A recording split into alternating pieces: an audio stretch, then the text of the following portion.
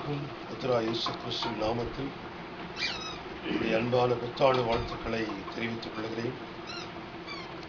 இந்த புதிய ஆண்டிலும் நாம் ஒருவருக்கொருவர் சந்தித்துக் கொள்ளும்படியாக நமக்கு ஒரு அருமையான வேளையை நமக்கு தந்திருக்கிறார். ஆகவே நாம் அதிகமாய் கர்த்தரை துதிக்க நாம் கடமைப்பட்டிருக்கிறோம். இந்த வேளையில் நாம் ஒரு சிறு பகுதியை வாசித்து சுருக்கமாய் நம்முடைய சிந்தனையை நாம் சிந்திக்கலாம். லூக்கா சுவிசேஷம் 2ஆம் அதிகாரம்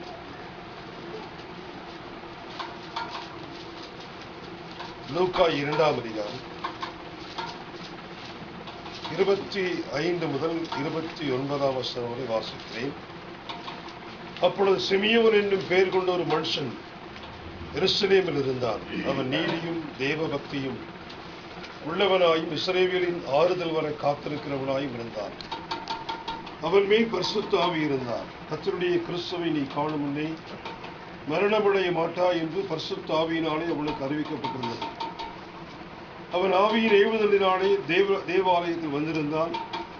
இயேசு என்னும் பிள்ளைக்காக நியாயப்பிரமாண முறைமையின்படி செய்வதற்காக தாய் தகப்பன்மார் அவரை உள்ளே கொண்டு வருகையில் அவரை தன் கைகளில் ஏந்தி கொண்டு தேவனை ஸ்தோத்தரித்து அவனுடைய உமது வார்த்தையின்படி உமது அடியேனை இப்பொழுது சமாதானத்தோடு போக விடுகிறேன்.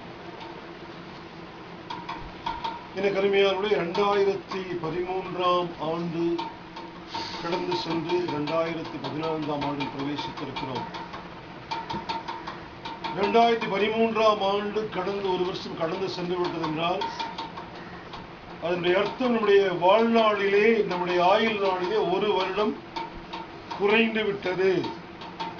2013ஆம் ஆண்டு கடந்து சென்று விட்டது என்றால் நம்முடைய வாழ்நாளிலே, நம்முடைய ஆயுளிலே ஒரு வருடம் குறைந்து விட்டது. 2014ஆம் ஆண்டில் பிரவேசித்திருக்கிறோம் என்றால் நம்முடைய அந்த மரண கடைசி நாட்களை ஒரு வருடம் நெருங்கி இருக்கிறோம். நம்முடைய கடைசி அந்த மரண நாளை, அது எத்தனை வருடம் நமக்கு தெரியாது, அதை ஒரு வருடம் நெருங்கி இருக்கிறோம் என்று அந்த அர்த்தமாகிறது. 2013ஆம் ஆண்டு கடந்து 2014ஆம் ஆண்டில் வந்திருக்கிறது. நாம் வாசித்த இந்த பகுதியிலே சிமியோன் ஒரு மனிதனை குறித்து நாம் வாசிக்கிறோம். இந்த பகுதியை வாசிக்கும் பொழுது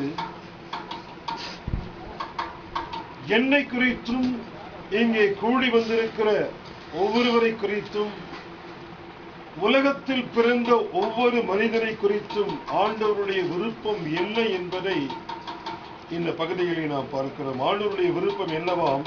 26ஆம் வசனம் பாருங்கள்.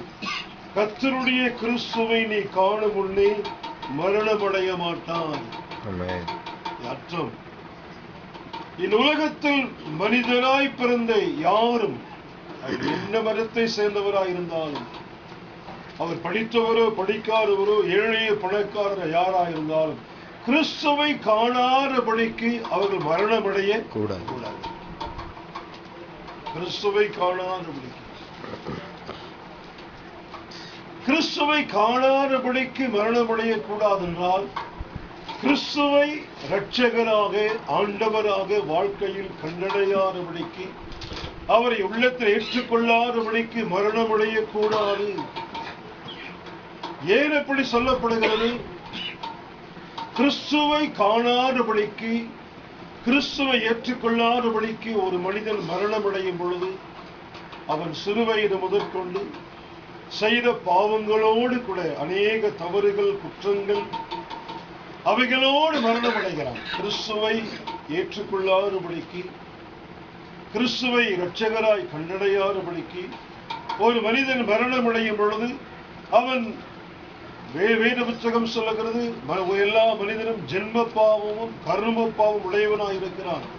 மனிதன் பிறக்கும் முறை பாவையாய் பிறந்து அநேக பாவங்களை செய்கிறான்.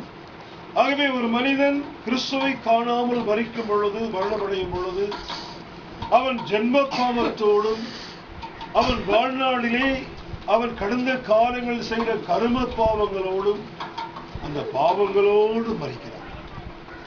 ஆகவே அந்த பாவத்தோடு அவர் மரணமடைகிறபடியினாலே அந்த பாவம் அவனை அந்த மோட்ச லோகத்திற்கு கொண்டு போகாதபடிக்கு அவனை வேறு இடத்திற்கு அவனை கொண்டு போகிறார்.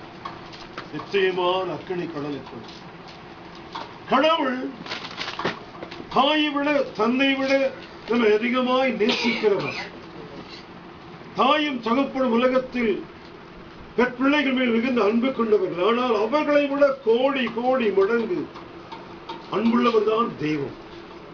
ஆகவே ஒரு மனிதன் கூட, அவர் படைத்த ஒரு மனிதன் கூட, அது எந்த நாட்டை சேர்ந்தவராய், எந்த பாஷையை பேசுகிறவராய், எந்த மதத்தை மார்க்கத்தை பின்பற்றுவராய், படித்தவராய் படிக்காதவராய், ஏழையாய் பணக்காரராய் யார் இருந்தாலும் யாரும் அந்த நித்திய அக்கினி கடலுக்குள்ளே சென்று விடக்கூடாது. அவர்கள் எல்லாரும் வந்து தன்னோடு கூட நிச்சயமான அந்த பிரலோகத்திலே, சொர்க்கத்திலே, அந்த மோட்சப்பிரியிலே வாழ வேண்டும் என்பதுதான் ஆண்டவருடைய விருப்பம். ஆகவே ஒரு மனிதன் இயேசுவை ஏற்றுக்கொள்ளாதபடிக்கு அவன் மரணமடைய கூடாது. இயேசுவை ஏற்றுக்கொண்டுதான் ஒவ்வொரு மனிதனும் இந்த உலக ஓட்டத்தை முடிக்க வேண்டும். பிரியமானவர்களே, இந்த உலக ஓட்டம் முடியும் பொழுது நாம் அவரோடு கூட நித்தியத்திலே, பரலோகத்திலே, சொர்க்கத்திலே நித்திய காலங்களாய், கோடி கோடி காலங்களாய் வாழ்வதற்காகத்தான் நம்முடைய ஜென்ம பாவங்களையும் நம்முடைய கர்ம பாவங்களையும் கழுவி சுத்திகரித்து நம்மை பரிசுத்தப்படுத்தி நம்மை அந்த பரலோக ராஜ்யத்தை கொண்டு போகும்படியாகத்தான் கடவுள் மனித உருவெடுத்து இந்த உலகத்தில் இயேசு என்ற பெயரிலே வந்தார். கடவுள் மனித உருவெடுத்து. பாருங்கள், ஒரு குழந்தையானது வீட்டிலிருந்து வெளியே விளையாட சென்று வாசலுக்கு போன சமயத்திலே அங்கிருந்த மலத்திலே காலை வைத்து விட்டது.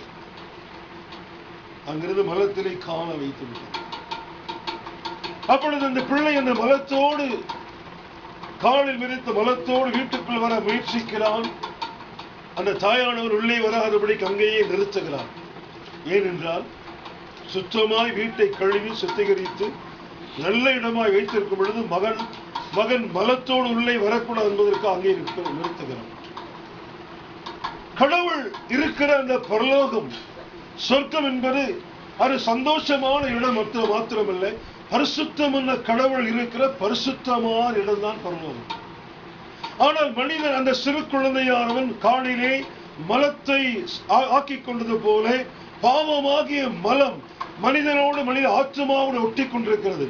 ஆகவே அந்த தாயானவள், மகனே அங்கேயே நில், அவன் உள்ளே வராது என்று சொல்லுகிறது போல, மகனே பாவத்தோடு நீ உள்ளே வரக்கூடாது பரலோகத்திற்கு, சொர்க்கத்திற்கு என்று பாவத்தோடு வாழுகிற மனிதனை கடவுள் தடுத்து நிறுத்துகிறார். ஆனால் அந்த தாயானவள் என்ன செய்கிறார்? அங்கேயே அவனை நிறுத்திவிடாதபடிக்கு அவள் ஓடி சென்று தண்ணி எடுத்து வந்து அவளே அந்த குழந்தையை கழுவி சுத்தப்படுத்தி வீட்டுக்குள்ளே அழைத்து கொண்டு போகிறார். தாயின் மேலான அன்புள்ள கடவுள் என்ன செய்கிறார்? மனிதன் மலத்தை அந்த குழந்தை மிதித்தது போல பாவமாகிய மலத்தினாலே என்னுடைய ஆவி ஆத்மா சரீரம் கரைப்பட்டவனாக பரலோகத்துக்குள் மோட்சத்துக்குள் நுழைவதற்கு தகுதியில்லாதவனாக இருக்கிறதை பார்த்து அந்த கடவுளே மனித உருவெடுத்து வந்து தண்ணியினாலே அல்ல, தன்னுடைய தூய இரத்தத்தை சிந்தி அந்த இரத்தத்தினாலே மனிதனுடைய பாவங்களை கழுவுகிறார். வேறு புத்தகத்தில் வாசிக்கிறோம், தெய்வகுமாரன் இயேசு கிறிஸ்துவின் இரத்தம் நம்முடைய சகல பாவங்களை நீக்கி சுத்திகரிக்கும். இயேசு கிறிஸ்துவின் இரத்தத்திற்கு ஒரு மாபெரும் வல்லமை உண்டு. நம்முடைய ஜென்ம பாவங்களையும் நம்முடைய கர்ம பாவங்களையும் கழுவி சுத்திகரித்து நம்மை பரிசுத்தமாக்கக்கூடிய வல்லமை இயேசு கிறிஸ்துவின் பரிசுத்த இரத்தத்துக்கு உண்டு. அருமையானவர்களே, இயேசு கிறிஸ்து சிலுவையில் அடிக்கப்பட்டார் என்றால் அவர் தன்னுடைய குற்றத்திற்காக அடிக்கப்படவில்லை. சிலுவை தண்டனை என்பது அக்கிரமங்களையும் கொடிய தேச துரோகங்களையும் அநேக அநியாயங்களையும் கொலைகளையும் செய்த மனிதர்களுக்காகத்தான் அந்த சிலுவை தண்டனையானது கொடுக்கப்பட்டது. ஆனால் கர்த்தராகிய இயேசு கிறிஸ்து அவர் பாவமே அறியாத பரிசுத்த தெய்வம். அவர்கள் பாவம் இல்லை, அவர்கள் வாயில் வஞ்சனை இல்லை. அவரை நியாயம் விசாரித்த அந்த தேசாதிபதி, அந்த கவர்னர் ஒரு முறைக்கு 5 பேரை சொல்கிறார், இவர் குற்றவாளி அல்ல, இவர் நீதிபரர், இவர் நீதிபார் என்று சொல்லி. உலகத்திலேயே குற்றவாளி இல்லை என்று நீதிபதி சொன்ன பிற்பாடும் தண்டிக்கப்பட்ட ஒரே ஒரு நபர் இயேசு கிறிஸ்து மாத்திரம். குற்றவாளி அல்ல, இவர் நீதிமான் என்று அந்த நீதிபதியே தீர்ப்பு வழங்கின பிற்பாடும் தண்டிக்கப்பட்ட ஒரே நபர் இயேசு கிறிஸ்து. காரணம், அவர்களுடைய குற்றத்திற்காக தண்டிக்கப்படவில்லை. பிரியமானவரை, நம்முடைய குற்றங்களுக்காக, நாம் செய்த தவறுகளுக்காக, நாம் செய்த அக்கிரமங்களுக்காக. ஒரு பாருங்கள், ஒரு பையன் ஒரு பள்ளிக்கூடத்திலே ஒரு பொருளை திருடி விட்டான் என்றால் அதனுடைய ஃபைனை அந்த பெற்றோர் கட்டுகிறது போல, நம்முடைய தகப்பன் ஆண்டவர் இயேசு கிறிஸ்து நம்முடைய பாவங்களை தன்மேல் ஏற்றுக்கொண்டு நம்மை கழுவி சுத்திகரிக்கும்படியாகத்தான் சிலுவையிலே பாடுபட்டு மரித்தார். ஆகவேதான் வேத புத்தகம் சொல்கிறது, இயேசு கிறிஸ்துவின் இரத்தம் சகல பாவங்களை நீக்கி சுத்திகரிக்கும். அவராலே இன்றி வேறு ஒருவராலும் ரட்சிப்பு இல்லை. இயேசு கிறிஸ்துவாலே இன்றி ஒரு மனிதனுடைய பாவம் மன்னிக்கப்பட வேறொரு வழி இல்லை. இயேசு கிறிஸ்துவை இன்றி ஒரு மனிதனுடைய பாவம் சுத்திகரிக்க வேறொரு வழி இல்லை. அவரால் இன்றி ரட்சிப்பு இல்லை, பாவ மன்னிப்பு இல்லை, பாவத்தின் விடுதலை இல்லை. வானத்தின் கீழே பூமியின் மேலே மனிதர்களுக்குள்ளே இயேசு கிறிஸ்துவின் நாமத்தை இல்லாதபடி மனிதனுடைய பாவங்களை பரிகரிக்க வேறு எந்த ஒரு பெயரும் எந்த ஒரு நாமும் கட்டளையிடப்படவில்லை. உலகத்தில் மரங்கள் மார்க்கம் இருந்தாலும் மனிதனை பாவத்திலிருந்து விடுவிக்கிற மார்க்கம், மனிதனுடைய பாவங்களை மன்னிக்கிற மார்க்கம், பாவியான மனிதனை பரிசுத்தமானாய் மாற்றுகிற மார்க்கம் உலகத்தில் இல்லாதபடினால் தான் கடவுளை மனித உருவெடுத்து வந்து சிலுவையிலே பாடுபட்டு தன் தூய இரத்தத்தை சிந்தி தன்னுடைய ஜீவனை கொடுத்தார். இங்கே நாம் வாசித்த வசனத்திலே, நீ கிறிஸ்துவை காணும் முன்னே மரணமடையக்கூடாது. கிறிஸ்துவை கண்டுதான், கிறிஸ்துவை ஏற்றுக்கொண்டுதான் மரணமடைய வேண்டும். கிறிஸ்துவை காணும் பொழுது என்ன நடக்கிறது? அதாவது கிறிஸ்துவை ஏற்றுக்கொள்ளும் பொழுது என்ன நடக்கிறது? கிறிஸ்துவை, ஆண்டவரே, நான் ஒரு பாவியான மனிதன், என் பாவங்களை மன்னியின் உள்ளத்தில் வாரும், நான் உண்மை ஏற்றுக்கொள்கிறேன் என்று சொல்லி ஒரு மனிதன் வரும் பொழுது இயேசு கிறிஸ்து அவனுக்குள்ளே வருகிறதோடு கூட அவன் அதுவரைக்கும் செய்த எல்லா அநியாயங்களையும் அக்கிரமங்களையும் பாவங்களையும் அவன் சிந்தனையிலே, பார்வையிலே, பேச்சிலே, நடக்கையிலே வந்து அவனை ஜென்ம பாவங்கள், கரும பாவங்கள் எல்லாவற்றையும் அவனை கழுவி சுத்திகரித்தவனை பரிசுத்தமாக்குகிறான். அதாவது அவன் மரணத்துக்கு பிற்பாடு அந்த சொக்கர் புரிக்குள்ளே பரலோகத்துக்குள் போவதற்கு அவனை தகுதிப்படுத்துகிறார். ஆகவேதான் இங்கே சொல்லும் பொழுது, கிறிஸ்துவை காணும் முன்னே எந்த மனிதனும் மரணம் அடையக்கூடாது. பிரியமான சகோதர சகோதரி, ஒரு பழைய ஆண்டு போய் ஒரு புதிய ஆண்டு பிறந்திருக்கிறது. நீங்கள் கிறிஸ்துவை கண்ணடைந்து விட்டீர்களா? ஆண்டவராய் இயேசு கிறிஸ்துவை, நம்முடைய பாவங்களை மன்னிக்கிற இரட்சகரை, நம்முடைய பாவங்களை கழுவி நம்மை பரிசுத்தமாக்குற கடவுளை, நம்மை பரலோகத்துக்கு கொண்டு போகிற இந்த தெய்வத்தை உங்கள் உள்ளத்தில் ஆண்டவராக இரட்சகராக நீங்கள் ஏற்றுக்கொண்டீர்களா? மனிதனுக்கு ஒரே ஒரு காரியம் அழையாதபடி வரக்கூடிய ஒன்றாகும். அழையாதபடிக்கு மரணத்துக்கு ஒரு பேரு சொல்வார்கள், அழையாத விருந்தாடு. அழையாத விருந்தாடு. கடந்த வாரத்திலே நான் ஒருவரை சந்தித்தேன். அவர் சொன்னார், என்னுடைய அம்மா புற்றாண்டினுடைய முதல் நாளிலேயே மரித்து போனார்.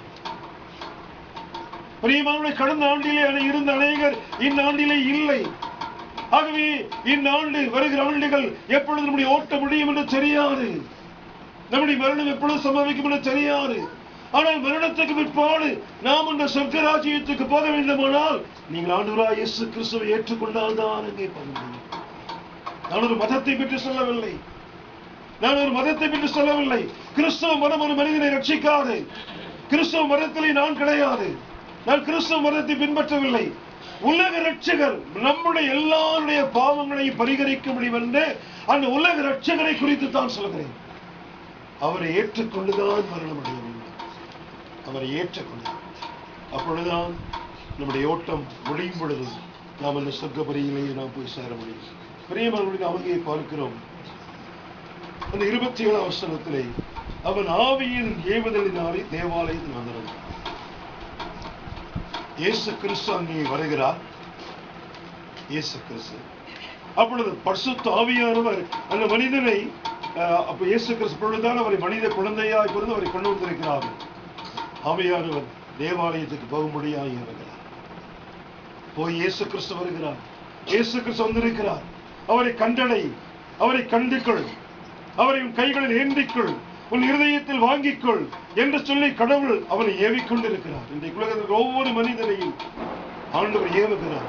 கர்த்தராகிய இயேசு கிறிஸ்துவை ஏற்றுக்கொள்ளும்படியாய், அவரை நம்பும்படியாய், அவரை அண்டிக் கொள்ளும்படியாய், அவருக்கு வாழ்க்கையில் இடம் கொடுக்கும்படியாய் ஆண்டவர் ஏவிக்கொண்டிருக்கிறார். இந்த நாளிலே கூட இந்த அருமையான இந்த இடத்திலே நாம் வந்தது நாமாக வரவில்லை.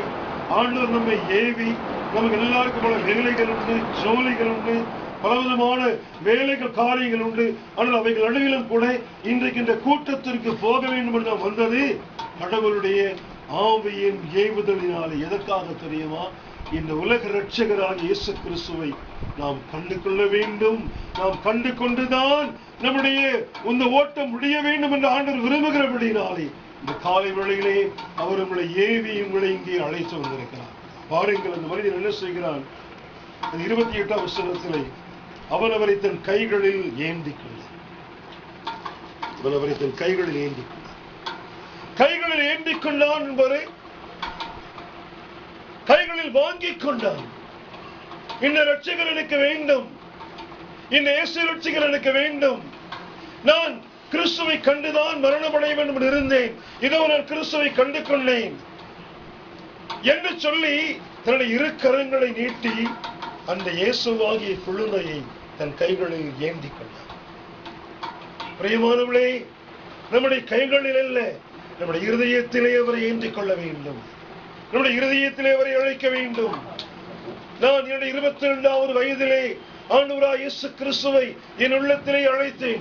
இயேசுவே, என் இரட்சகரே, என் ஆண்டவரே, எனக்காக சிலுவையில் பாடுபட்டு மரித்த தெய்வமே, என்னுடைய பாவங்கள் மன்னிக்கப்பட வேண்டும். இந்த உலக ஓட்ட முடியும் பொழுது நான் இந்த பரலோக ராஜ்யத்துக்கு வர வேண்டும். எனக்கு சமாதானம் வேண்டும், நிம்மதி வேண்டும், எனக்கு ஆசீர்வாதங்கள் வேண்டும். ஆகவே நீர் எனக்கு வேண்டும். என் இருதயத்தில் வாரும், என்னுடைய உள்ளத்திலே உம்மை நான் ஏற்றுக்கொள்கிறேன் என்று சொல்லி கர்த்தராகிய இயேசு கிறிஸ்துவை என் 22வது வயதிலே இவரை போல கைகளில் அல்ல, என்னுடைய உள்ளத்திலே ஏந்தி கொண்டேன். என் உள்ளத்திலே அவரை ஏற்றுக்கொண்டார். பாருங்கள், அந்த கைகளில் ஏந்தி கொண்ட மனிதன் என்று சொல்கிறான் 29ஆம் வசனத்திலே, ஆண்டவர் உமது வார்த்தையின் மொழி அடியேனை இப்பொழுது சமாதானத்தோடே போகிறேன். அவன் சொல்கிறான், அவன் ஒரு முதிர் வயதிலுள்ள மனிதன். அவன் இப்பொழுது சொல்கிறான், இப்பொழுது எனக்கு பயமே இல்லை ஆண்டவரே, எனக்கு இப்பொழுது மரணம் சம்பவித்தாலும் எனக்கு பயம் இல்லை. ஏனென்றால் நான் உம்மை கண்டு கொண்டேன், நான் இப்பொழுது சமாதானத்தோடே போகிறேன். எந்த நிமிஷத்தில் ஓட்ட முடிந்தாலும் நான் அடுத்த வினாடியிலே அந்த பரலோகத்தில் இருப்பேன் என்ற நிச்சயம் எனக்கு கிடைத்து விட்டது. ஆகவே நான் சமாதானத்தோடே போகிறேன். அருமையானவர்களே, கர்த்தராகிய இயேசு கிறிஸ்துவுடைய சன்னிதானத்தில் வந்து அவர் ஏற்றுக்கொள்கிற மக்கள் எவ்வளவு கவலையோடு வந்தாலும், எவ்வளவு துக்கத்தோடு வந்தாலும், எவ்வளவு வேதனையோடு சஞ்சலத்தோடு வந்தாலும் அவர்கள் திரும்பி போகும் பொழுது அவர்கள் சமாதானத்தோடு போவார்கள். இயேசு கிறிஸ்து சமாதான பிரபு, அவர் சமாதான காரணர். தம்முடைய ரத்தத்தை சிலுவையிலே சிந்தி மனிதனுக்கு தேவையான சமாதானத்தை உண்டாக்கின கடவுள். ஆகவே கர்த்தராகிய இயேசு கிறிஸ்துவை ஒரு மனிதன் ஏற்றுக்கொள்ளும் பொழுது ஆண்டவர் அவனுக்கு உலகம் கொடுக்க முடியாததும் உலகத்தாலே எடுக்க முடியாததும் அவருடைய சொந்த சமாதானத்தை அவனுக்கு தருகிறார்.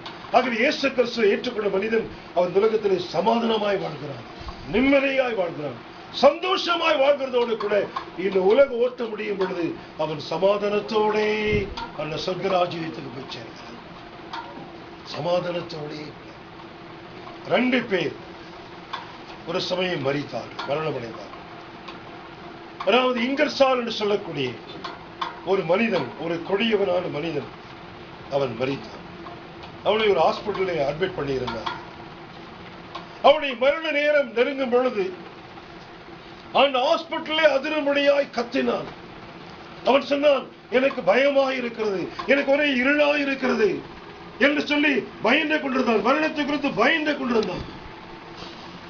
மரண நேரம் நெருங்கும் பொழுது அவன் சில வினாடிகள் மறிக்க சமயத்தில் அவன் சொன்னான், ஐயோ ஒரே இருளாக இருக்கிறதே, என்னால் பாதாளத்தில் இறங்குகிறேன், பயங்கரமான படுகொலைகள் இறங்குகிறேன், என்னால் போய்கொண்டே இருக்கிறேன், நான் போகிறேன் போகிறேன் போகிறேன் என்று பயங்கர அலறதோடு அவனுடைய மரணத்தை.